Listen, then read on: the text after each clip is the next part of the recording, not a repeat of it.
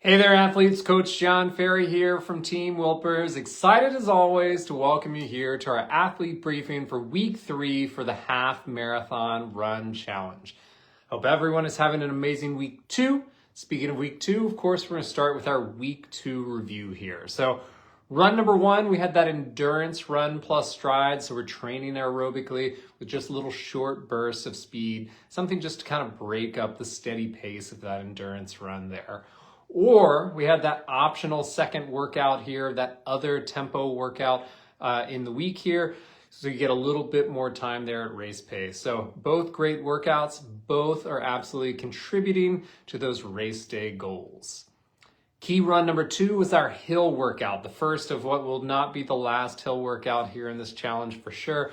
We have 1 minute efforts, we have 3 minutes efforts, so starting to build some power in your legs and glutes. There's Christy jumping on.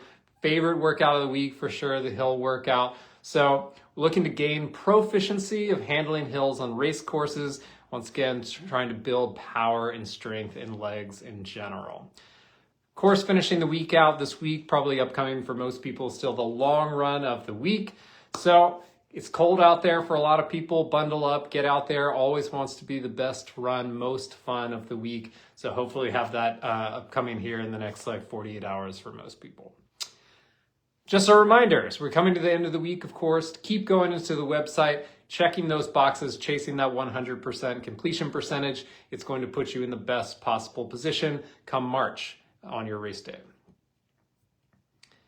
Now let's jump in and talk a little bit about our week 3 workouts here. Endurance run plus stride. So there are 2 options to the first workout. There are some very real and very well-founded confusion about kind of the Monday setup. So 2 different workout options on Monday this upcoming week, kind of like this week. We've got the endurance run plus strides. So it's a carbon copy of the week 1 workout. And there's some great reasons for repeating workouts there. So repeating workouts lets you see progress immediately week to week. So if you're feeling kind of maybe 6 out of 10 this week, maybe next week's going to be an 8 out of 10. Similarly, sometimes that's not how it goes. Maybe you were 8 out of 10 this week and next week it's a little bit more like 6 out of 10. That's a great indicator to have the same workout over 2 weeks that maybe you're not recovering well, maybe you're short on sleep, maybe nutrition's not in alignment, maybe as the training is mounting, you need to take a little bit of a recovery in there to try to get ready to handle the rest of the load. But repeating similar workouts over the course of a whole training block, not just week to week, but over kind of week 2, week 4, week 6, week 8, etc., lets you have kind of a benchmark to measure your progress again. So it'll certainly come in there a few more times during this challenge for sure. Option 2, however, that VO2 max interval workout. So this is going to be found in the difficult setting on that page on your portal. It's going to be 1 and 2, mostly 1 minute intervals, finishing with a 2 minute VO2 max interval. This is taking it above threshold, very similar to the hill workouts. It's going to focus on power. It's going to work on efficiency and finding some leg turnover there, things that we're hoping to do in the shorter distance and then translate back into our kind of half marathon focused skill set here. So for athletes that have been doing steady multiple speed sessions per week, are already feeling really comfortable, really confident with their volume, this could be a good add-on to the schedule to kind of add more challenge. If you've not been doing steady speed work recently, which is, you're going to fall into good company of people taking a little bit easier in November and December and coming back in. More is not always more here. So the priority workouts of the week are actually going to be the progression run and the long run. And so you run the risk, if you haven't been doing these sessions really consistently, of overdoing it and detracting from those key runs later in the week. So just be thoughtful when choosing whether to do more endurance work, which is very beneficial, or adding in that VO2 max workout, that it is we'll call it the advanced version of this week, to include that with the progression run, which is coming up second. So speaking of which, our progression run here. So for many, this will be the second progression run of this challenge. This workout has a big front end of kind of endurance work to get into the main set. Once we're in the main set, we have a very healthy chunk of marathon pace, moving on to a few minutes of half marathon pace, and finishing with just a couple minutes above half marathon pace. So this certainly could be threshold. You could take it even a little bit higher than threshold if you want. This is a great way just to kind of practice finishing strong after an extended tempo block here. So it should be a fun workout, but it'll definitely be challenging. It's in its nature, it's still very much an endurance workout. However, we're going to spend a lot of time at zone 2, a very substantial amount of time at zone 3, and just finishing very quickly in zone 4, potentially zone 5 if you kind of finish in a VO2 max state. And a workout like this, pacing is really, really crucial, and it's going to reward accurate pacing early in the workout. So if you kind of overdo it early, or kind of overdo it in that faster than easy, overdo it in that marathon pace, it's going to be really hard to continue progressing and hold the pace for the entire amount of time. So the goal is just to get ever so slightly over the course of time here in this workout, and that's what we want to do there. So be careful with the pacing early. This is an outstanding session to take outside, because then you're forced to really be thoughtful about feeling those paces and kind of getting them into your body. Many of these are going to be paces that are very much in line with our half marathon pace that we ultimately plan to run the race at. So I hear often with workouts like this, people enjoy doing them inside, not only for the cold right now, of course, but because you can be more accurate with the pacing. But ultimately, we need to learn how to be accurate outside. A great opportunity to do so. So anytime we have tempo workout, I'm always going to encourage athletes to get outside. Missing the mark and having to learn how to do it better is a great situation to be in here. Of course, finishing the week with a long run, and we're going to progress our long run one more time right here, but it's still, just a reminder, is an all easy session. So it's not an interval work. It's not time to include tempo. We're building volume. We're moving that long run kind of duration longer and longer. Let's take it nice and easy as we continue to build onto our long run here. Get bundled up, get outside, and have some fun with this one. So let's jump into a couple questions that came up here during the week. I think a great one certainly has come up in the past, will come up again for sure, but is any recommendations on finding the right steepness for hill runs outside? I have steep hills around me, but my best hill repeats require some big short uphills to get there. I also did the hills Monday and felt exhausted afterwards. Is it better to do them Wednesday? So great question. Always, as mentioned, always comes up of how to find appropriate hills to do hill work. In terms of locating the hill to do it on, I would encourage people not to overthink it too much. You do need to find something semi-appropriate, but doesn't need to be that specific. So the main things I want to think about when I'm doing it is really one, like, is it a runnable hill? And when I mean a runnable hill, is it a hill in which if you're in the middle of a long run, you could actually continue running up the hill? There's a degree in which I'm going to run, and there's a certain degree in which it's just doesn't make sense anymore, and it's just going to be a walkable hill, and then I continue. And if it's a walkable hill, a hill that you just wouldn't attempt to run, then it's not going to be that great for hill repeats either. It's just a little bit too steep for the quality of the workout. But if it's a hill that you can run, then whether it's 3%, 2%, 8%, etc., it's going to work just fine for these sessions. So the important thing is that it's a nice steady hill which you can maintain a pace for at least a minute, hopefully 2, 3, 4 minutes of uphill time consecutively, as those tend to find their way onto race courses. And speaking of race courses, what I'm really thinking about when I'm going out to do my hill work outside, other than something that's convenient enough to my house where I don't have to go far out of my way, but is trying to find something that mimics the race course that I'm going to be running on. So, or even better, run on the actual race course that I'm going to be running on. So, I'm New York City located. So when I think about the hills and that are included in races in and around there, and New York City half obviously coming up, we have the bridges, the bridge from Brooklyn over into the city. It's about 4%. So when I go out to find hills, and I'm usually not going all the way to that bridge, it's a little far from me, I'm more so in Central Park.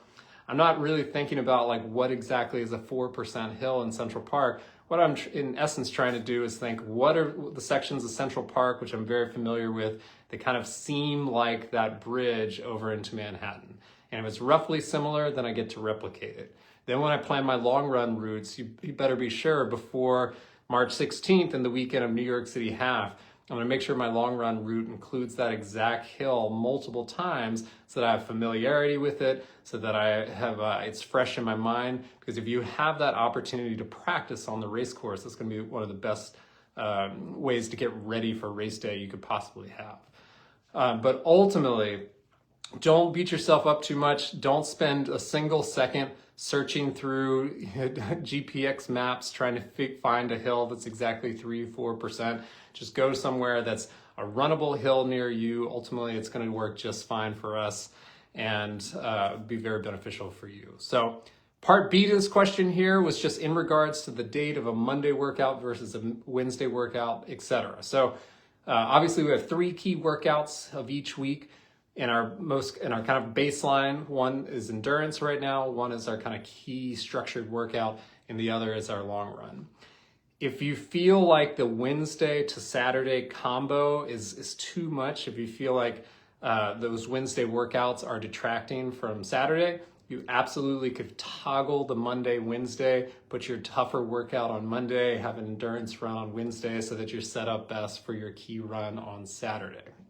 Similarly, if you feel that your long run, you're having a harder time recovering and the Monday is not, you don't feel recovered by that point, kind of keeping it as Wednesday as is, so you have a little bit longer to recover from your long run is going to be the way to go. So ultimately, you want to adjust your schedule to set yourself up for the most amount of success, to be rested for your key session, to be rested for your long run, and have good productive sessions that come of it. So certainly feel free to manipulate the schedule to kind of suit your needs on that one.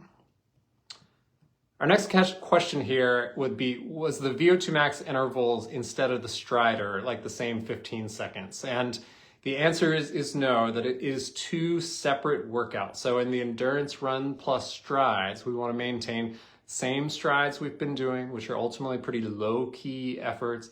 Once again, rephrased as kind of accelerations where you're going from an easy pace and just ever so slightly just peaking at kind of a tough or a challenging pace.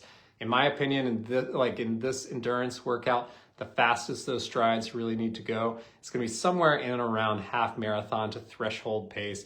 If you're feeling really good and really comfortable, you might be able to peak at that kind of VO2 max pace, but it doesn't need to be too much or too strong. It's just a bit of an opportunity to open up your stride length, feel a little bit different, but the workout still remains very much an endurance workout here.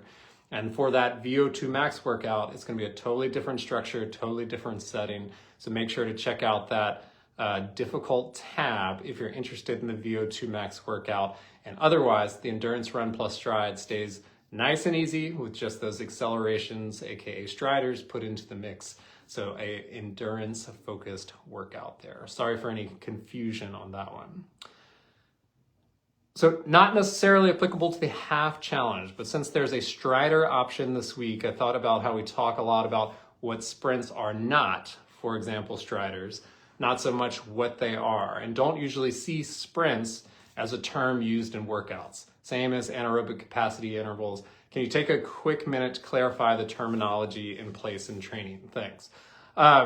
Yes, so let's start. So anaerobic capacity workouts, those are very prevalent in the winter run challenge right now. It's something working kind of your, on a 7-zone scale, if you will, your zone 6. So we've got our VO2 max, then we have our anaerobic capacity, and then actually zone 7 is kind of neuromuscular power, and that's when we get into sprints, etc. And as you'll probably notice on our pace box here for these challenges, we don't even have a 7th zone. We just have the 6 zones, and the reason is neuromuscular power is just something we're really not using really at all, especially when it comes to the half marathon, but in most run training in general. So really interesting question, excited to talk about it, because I would say in 99.9% of like adult training, sprinting doesn't even come close into the equation here. So a sprint in its truest perform here is an absolute max effort.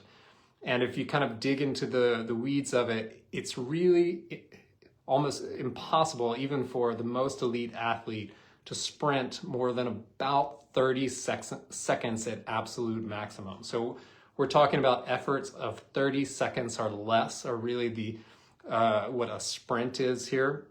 So for popular events that we might watch in track racing or the Olympics would be maybe like the 40-meter dash, the 60-meter, the 100-meter, and for very fast runners, the 200-meter might fall into that docket there.